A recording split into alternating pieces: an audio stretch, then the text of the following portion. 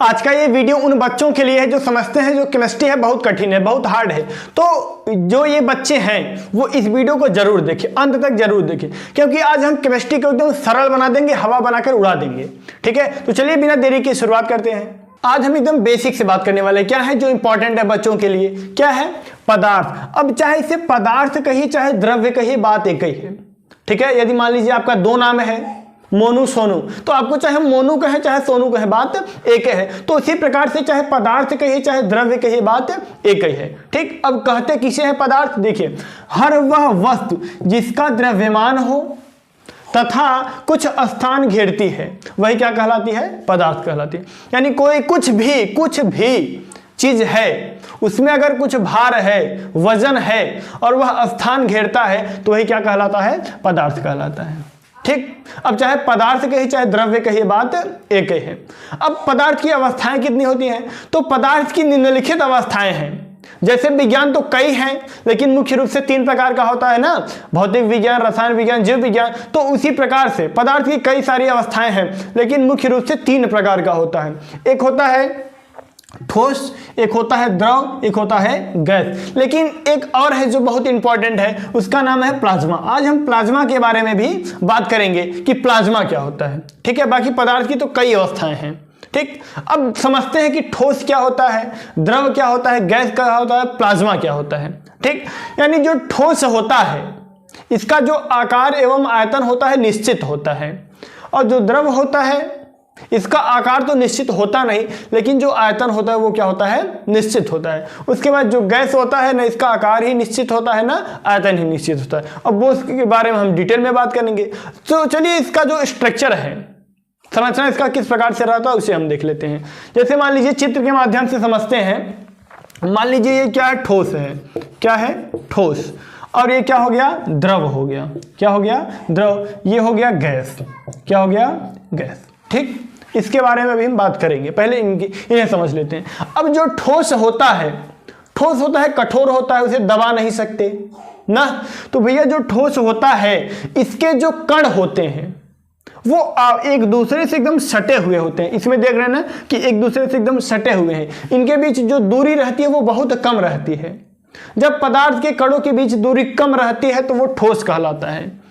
ठीक है, अब देखिए जो बर्फ दिख रहा है, ये मान लीजिए ठोस है, बर्फ है, इसका जो कण है ये एकदम सटे सटे हैं, पास पास है, नजदीक हैं, तो ये क्या होगा, ठोस होगा।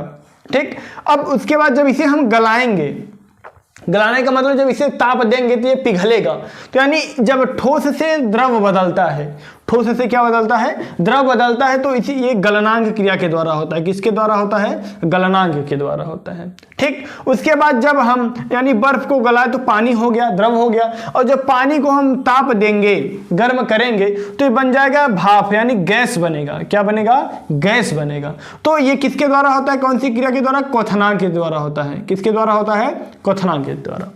अब बात करते हैं कि मान लीजिए कोई ठोस यानी ठोस है, उसे हम गर्म करते गए तो वो बदल गया द्रव। ठीक, और जब उसे और गर्म किए तो वो बदल गया गैस। और जब गैस को अत्यधिक ताप देंगे, उच्च ताप वोल्टता देंगे, ज्यादा ताप देंगे, तो क्या होता है कि जो गैस के कण होते हैं, मान लीजिए गैस के कण तो दूरी दूरी है, यही है ना, तो गैस के कणों से जो होता है इलेक्ट्रॉन निकल के बाहर भागने लगता है। यानी जो इलेक्ट्रॉन है वो बाहर भागने लगता है, बाहर निकलने लगता है। ठीक है, तो यही क्या होता है, ये प्लाज्मा के अंतर्गत आ जाता है। प्लाज्मा में यही होता है, प्लाज्मा में यही होता है। प्लाज्मा जो होता है, प्लाज्मा रंगीन होता है। क्या होता है, रंगीन। इसी कारण जो प्लाज्मा होता है उसमें रंग भी दिखाई देता है। ठीक है, अब इसके नजदीक है, इसके थोड़ा दूरी पे है, इसका एकदम दूरी है, एकदम तो इससे निकल के भाग गए हैं ना। यानी जो ये बर्फ है, जो ये ठोस है, यानी कैसे पहचानेंगे कोई भी चीज, ठोस है, द्रव है, गैस है, प्लाज्मा है। ठीक है, देखिए एकदम ध्यान से बेसिक से समझिएगा। मान लीजिए किसी का एकदम नया नया शादी हुआ है, तो समझ लीजिए वो क्या है, बर्फ है, यानी ठोस है। क्या है, ठोस है। 4-6 महीना बीत गया तो समझ लो द्रव है। क्या है, द्रव है। ठीक, उसके बाद क्या हुआ कि अब ये गैस कैसे हो मानेंगे और ये प्लाज्मा कैसे मानेंगे। ठीक है, मान लीजिए जो पत्नी है वो कहाँ चली गई? अपने मायके चली गई। कहाँ चली गई? अपने मायके। तो समझ लीजिए उस अवस्था को गैस कहेंगे। क्या कहेंगे? गैस। और जब बेचारे में एकदम क्या हो गया? तलाक हो गया, अलग अलग हो गए, तो वही क्या हो गया? प्लाज्मा हो गया। क्या हो गया? प्लाज्मा। यानी नई नई शादी हुई तो वो क्या होंगे? ठोस होंगे। ठीक, यानी शादी 4-6 महीना, 1 साल 2 साल हो गया तो समझो गैस की द्रव की अवस्था में है। ठीक, और जो पत्नी थी वो मायके चली गई, समझो ये गैस की अवस्था में है। और जब दोनों अलग अलग हो गए, ठीक है, तो वही क्या कहलाएगा? प्लाज्मा। समझ लीजिए वो किस अवस्था में है? प्लाज्मा की अवस्था में है। ठीक है, तो अब तो समझ में आया कि अब एक बात समझिएगा कि ठोस में ये जो कण हैं ये एक दूसरे से सटे हुए हैं किसी बल के कारण, तो उस बल का नाम होता है अंतरा आणविक बल। क्या होता है उस बल का नाम? अंतरा आणविक बल। यानी अंतरा आणविक बल के कारण, अंतरा आणविक बल के कारण जो कण होते हैं वो आपस में एक दूसरे से सटे हुए होते हैं, एक दूसरे के पास पास होते हैं। ठीक है, अब जब हम इस बर्फ को यानी ठोस को गर्म करेंगे तो ये द्रव में बदलेगा, यानी जो बर्फ होगा वो किस में बदल जाएगा? पानी में बदल जाएगा।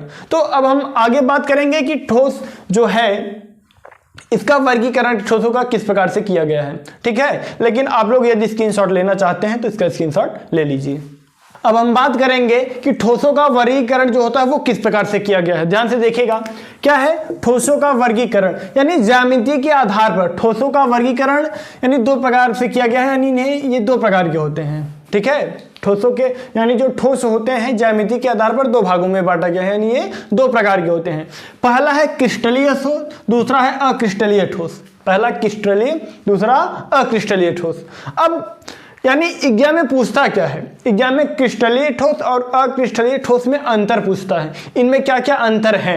ठीक है, तो हम इन्हें देखेंगे गुण के आधार पर। किसके आधार पर देखेंगे? गुण के आधार पर। तो ज्यामिति गुण के आधार पर हम देखेंगे। पहला क्या है? ज्यामिति, यानी इनका जो ज्यामिति होता है वो निश्चित होता है। क्या होता है? निश्चित होता है। और अक्रिस्टलीय का क्या होता है? अनिश्चित होता है। कहने का मतलब ये है जैसे विद्यालय में जाते हैं तो प्रेयर होता है, प्रार्थना होता है ना, तो जो बच्चे रहते हैं एक निश्चित प्रेयर में खड़े हुए होते हैं कि पहले आगे छोटे बच्चे खड़े होंगे, उसके बाद उससे बड़े, फिर उसके बाद उससे बड़े, फिर उसके बाद उससे बड़े। ठीक है, तो कहने का तात्पर्य यह है कि जो क्रिस्टलीय ठोस होते हैं इनका जो ज्यामिति होता है वो निश्चित होता है, और जो अक्रिस्टलीय ठोस होते हैं इनका जो ज्यामिति होता है वो क्या होता है? अनिश्चित होता है। ठीक, उसके बाद अगला क्या है? गलनांक।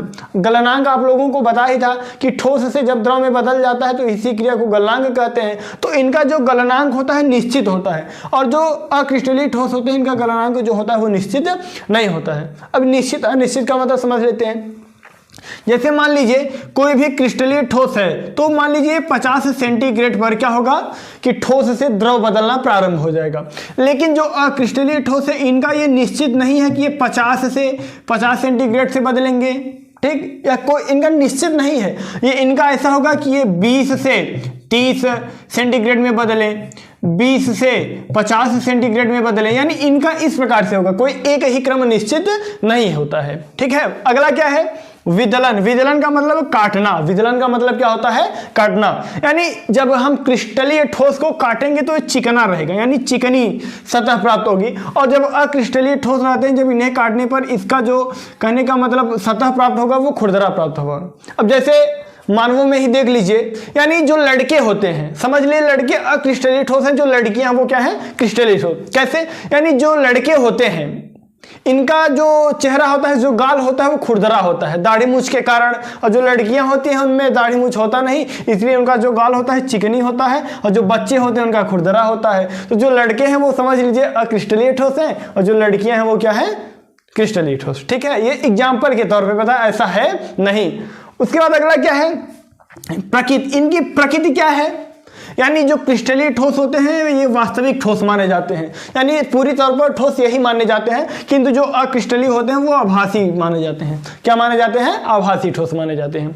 अगला क्या है? संपीड्यता, यानी इसमें पिघलने वाली जो चीजें होती हैं ये बहुत कम होती है, यानी इसमें होता ही नहीं है। और लेकिन ये जो होती है कुछ हद तक संपीड़ित होती है, यानी ये कुछ हद तक पिघल जाती हैं, ये कुछ हद तक पिघल जाती हैं। ठीक, यानी इनमें कठोरपन ज्यादा होता है, इनमें कठोरता कम होता है। अगला क्या है? व्यवस्था। अगला क्या है? व्यवस्था, यानी इनकी व्यवस्था किस प्रकार से है। तो जो क्रिस्टलीय ठोस होता है इसमें कणों की दीर्घपरासी व्यवस्था होती है और जो अक्रिस्टलीय होते हैं इनमें लघुपरासी व्यवस्था होती है। कहने का मतलब समझिए, जैसे मान लीजिए विद्यालय में है लंच हुआ ना, तो लंच होने के बाद अब ऐसा तो है नहीं कि पहले यानी छोटे बच्चे खाएंगे फिर बड़े बच्चे खाएंगे, ऐसा तो है नहीं, या फिर पहले छोटे बच्चे पानी पिएंगे फिर बड़े बच्चे पानी पिएंगे, ऐसा तो है नहीं। यानी लंच हो गया तो यानी सभी बच्चे एक साथ निकल जाते हैं, यानी अपना भोजन करने के लिए, नाश्ता करने के लिए, भोजन करने के लिए निकल जाते हैं पानी पीने के लिए। तो ठीक इसी प्रकार इसमें भी है, यानी जो क्रिस्टलीय ठोस है कणों का दीर्घपरासी व्यवस्था होता है, किंतु जो अक्रिस्टलीय ठोस होते हैं उनका लघुपरासी व्यवस्था होता है। और एक एग्जांपल समझते हैं। अब दीर्घपरासी लघु का मतलब, जैसे मान लीजिए घर बन रहा है, कोई मकान बन रहा है ना, अब जो ईंट है अगर उसे अच्छे क्रम में रखा जा रहा है, ठीक, सूत बाई सूत रखा जा रहा है, तब तो वो ठीक है, यानी उसकी जो आयु होगी वो लंबी होगी, ज्यादा दिनों तक वह दीवार और घर टिकेगा। लेकिन एक ईंट इस तरफ है फिर हल्का टेढ़ा मेढ़ा अंड बंड रख दिया गया अगर, तो वही क्या कहलाएगा? लघुपरासी, यानी उसकी जो व्यवस्था रहेगी, जो उसका जीवन काल रहेगा वो कम रहेगा। तो यही रहा आज का हमारा टॉपिक, ठोस अवस्था और ठोसों का वर्गीकरण। ठीक है, तो यदि आप लोगों को वीडियो पसंद आए तो लाइक करिए, कमेंट करिए, आप लोगों के ऊपर है, इसके लिए कोई जोर दबाव नहीं है। लेकिन आप लोग पढ़िए, मन से पढ़िए, मेहनत करिए, तैयार करिए, ताकि एग्जाम में जाएं तो अच्छे से लिखें। ये नहीं कि एग्जाम में जाने के बाद ये देखें झाला कितना है, मुक्की कितना है, ये ना देखें। ठीक है, तो